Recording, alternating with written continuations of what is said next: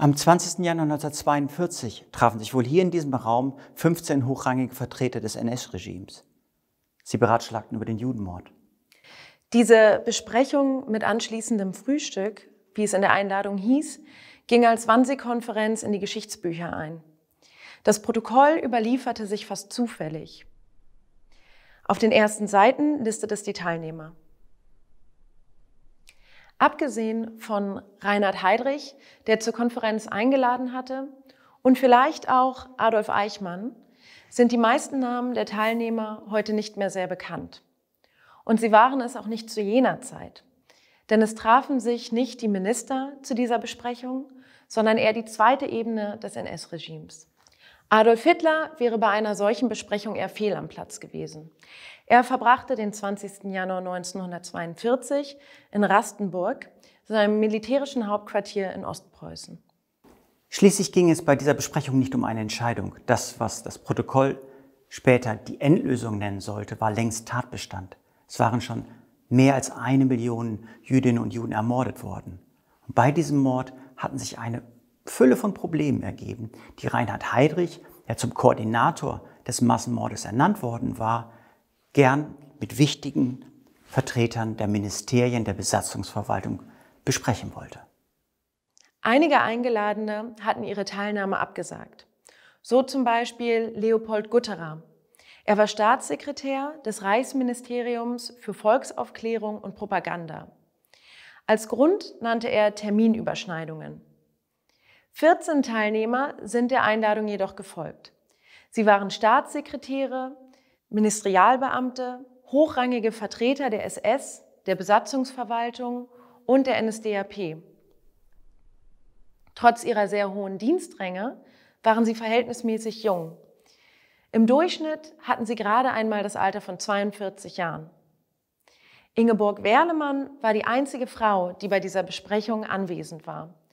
Sie war die Sekretärin von Adolf Eichmann.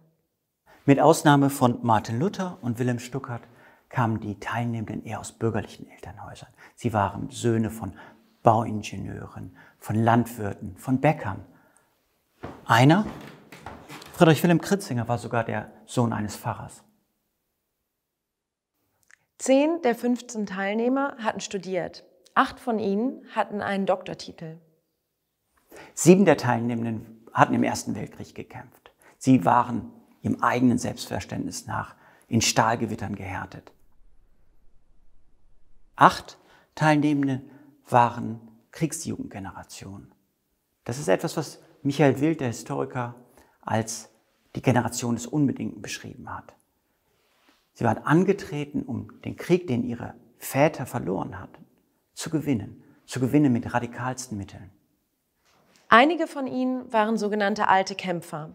Das heißt, sie waren schon seit den 1920er Jahren in der NSDAP. Eichmann, Heydrich und Luther sind 1931/32 zur Zeit der großen Wahlerfolge Parteimitglied geworden. 5 der Teilnehmer sind 1933 in die Partei eingetreten, als sich deren Macht festigte. Lange, Müller und Kritzinger sind erst 1937 in die NSDAP aufgenommen worden. Auffällig ist auch, dass die Grenzen zwischen klassischen Ministerien, der Partei, Besatzungsverwaltung immer weiter ausgehöhlt worden waren. Wilhelm Stuckart zum Beispiel war nicht nur Staatssekretär im Innenministerium, er war auch General der SS. Alfred Meyer war Gauleiter. Das heißt, in der Parteihierarchie war er nur Adolf Hitler selbst unterstellt. So hoch stand er. Und deshalb wird er im Protokoll auch ganz zuerst geführt. So erschreckend dies auch sein mag, haben wir es, wie der Historiker Christopher Browning es bereits nannte, mit ganz normalen Männern zu tun, die sich zu benehmen wussten. Und sicherlich genossen sie auch den winterlichen Seeblick und das Frühstück nach der Besprechung, das bereits in der Einladung angekündigt wurde. Obgleich nur eine vorübergehende Personenkonstellation, bildeten die Teilnehmenden der Wannsee-Konferenz doch einen Querschnitt durch die Führungsebene des NS-Regimes. Auch dies zeigt, dass die moderne Arbeitsteilung Teil des Massenmordes an Jüdinnen und Juden war. Die Teilnehmenden repräsentierten viele. Sie repräsentierten die Verwaltung und die Verwaltung mordete.